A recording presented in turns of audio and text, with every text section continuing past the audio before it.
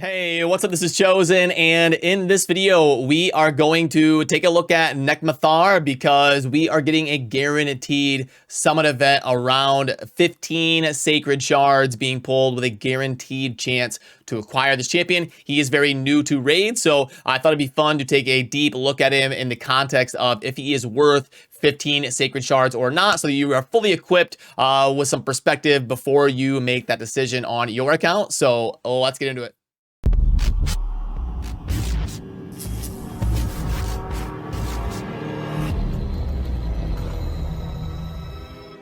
Alrighty, now first of all, we've got a bunch of events coming in the game, and I don't need to go over them all in super detail. I think a lot of these are self-explanatory, but we are getting a 10x for Rotos and Sify, which is absolutely insane. Worth noting that for these shard events, it does go on a rotation of 2x, 10x, 2x, 10x based on each week. So there is not going to be any sort of boosted rate when these events kick off tomorrow for this weekend. The shards are going to be at their normal summoning rate, but if you pull an epic or a legendary in the case of Rotos and Sify, you will have a 10x boosted chance of getting that champion. Now, it's a little bit interesting how that works and how the math shakes out, but the 10x is way more impactful for void champions compared to non-void champions because there is a lot less void legendaries. So if you pull a void legendary, that 10x is going to be a lot more likely to proc the Sify that you're going for, whereas opposed if you pull a non-void legendary, going to be a lot less chance that it will actually beat Rotos, but it is a lot higher chance than normal. And there's also going to be a much boosted chance for Senesha and Skullcrown. Both really solid champions. Skullcrown is great as like an early to mid game arena nuker, and you'll run into her a lot in the arena as a void AOE damage dealer. That also can be annoying with the unkillable effect that she can place on herself. Senesha is really good S tier for faction wars. Maybe not S tier, but like A tier for faction wars. Can be fun in a stun set and stuff like that in the Night Revenant. Sishia, really good for the spider if you're struggling. She can really help you there in some of those later stages that you want to do the HP burn strategies. And she's also pretty solid in the Hydra and kind of in general. Cardio is great, great for tag team arena, great for arena defense, and great as a general utility support. And then lastly, on Sunday, there's going to be one for Karato. He's mostly an average legendary. I don't know if I would really recommend YOLOing for him. Yumiko is definitely S tier. So going to be really good legendaries in Yumiko and Sify, part of 10x's, and even Cardio is really good as well. But a lot of you probably already have a good idea on if you want to be YOLOing for these certain 10x's or not. I do think it's best and most guaranteed to get a consistent value over the long term of your account to pull for 2x events if you are still in the progression phase. But if you are an end game player, especially if you're an end game high spender, then some of these 10x's this weekend would probably make sense. But I want to transition to talking about the event around Nekmo Thaar down here at the bottom when it comes to the 15 guaranteed sacreds event. And first of all, I'll be uploading this, depending on where you live, sometime later in the day on Thursday, and this event is going to go live tomorrow on Friday, the 15 sacreds for Nekmo Thaar. He's a really new champion to Raid, was just recently added, and he's honestly just really solid. You've got the 60 for the base resistance and accuracy, which is really good. The base speed of 104, pretty decent defense for an attack support type champion. HP is a little bit low. I would like to see that be like 18k or something, but all in all, the base stats are mostly solid and what you would expect.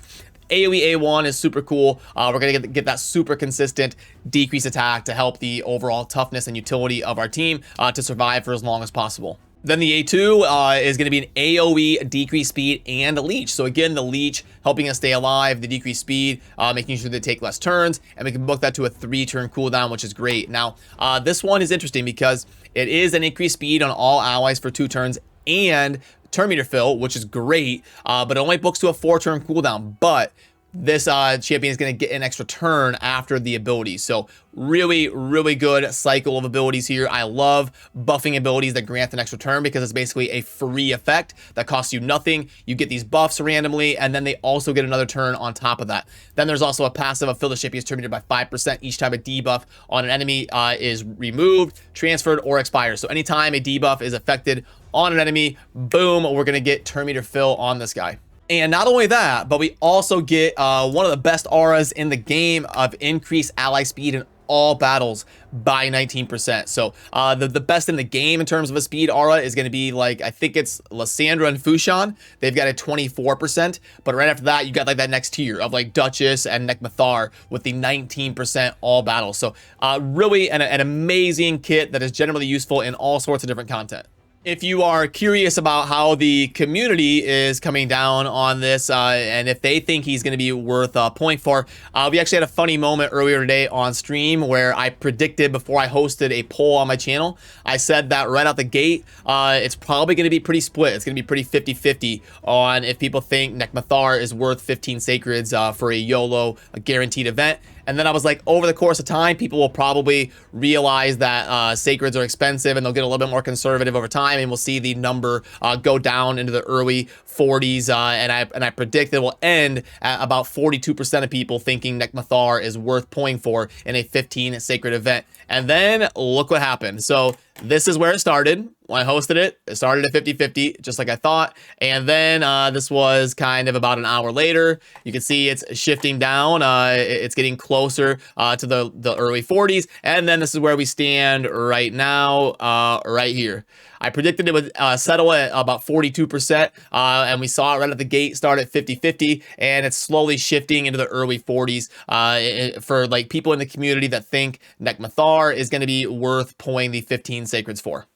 And I tend to agree with that sentiment. Nekmo Thaar is a great champion. I like him as a champion. I think he makes a lot of sense for a lot of accounts, especially if you're in the progression phase of your account. Like I would say if you haven't finished Lizardman Faction Wars, or if you're struggling to finish that content, he is going to be a great addition to your team, because you're going to slide him into Lizardman right away, and you're also going to be able to use him in a lot of different content. He'll be really good in the Hydra, maybe not like a top 10 champion in the Hydra, but he's going to be a great option for your second and like third Hydra teams, and any sort of tanky situation, Faction Wars, Hydra, maybe even like your third team in the in tag team arena, because of the aura and some of the different utility he can bring as just kind of a general usefulness. So I like nothing wrong with him as a champion, and I kind of see both sides of the coin, which is why I thought it would be pretty split around like that 40 to 50% mark for people that thought that he was worth pulling for.